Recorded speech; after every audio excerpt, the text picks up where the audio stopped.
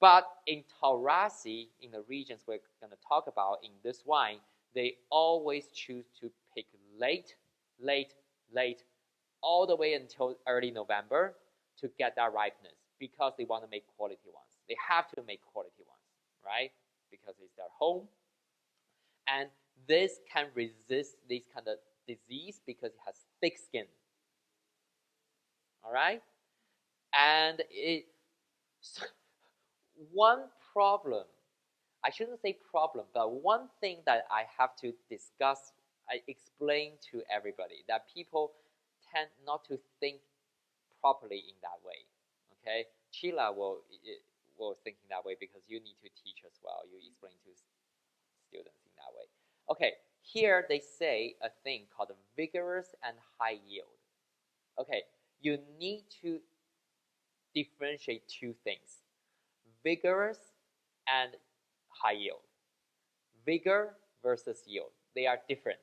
Okay, there are certain varieties who just have the vigor, but they don't necessarily have very high yield. They don't have lots of fruit, such as Sauvignon Blanc.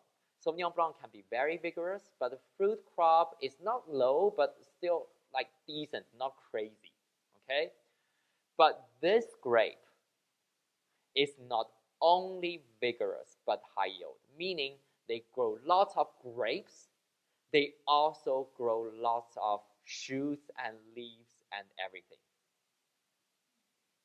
Okay, so how do you manage this grape? It's very hard, and that is why good Aglianico is hard to get. Okay, you not only need to control the fertility of the soils, everything, so it will not grow. I always compare to grow hair like crazy. Okay, or you should drop the yield, drop the crop, drop the grapes to control that yield.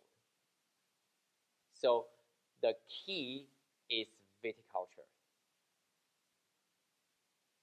And that is why, again, I think even with the great natural terroir for Aglianico grape, you need good producers to make the best examples.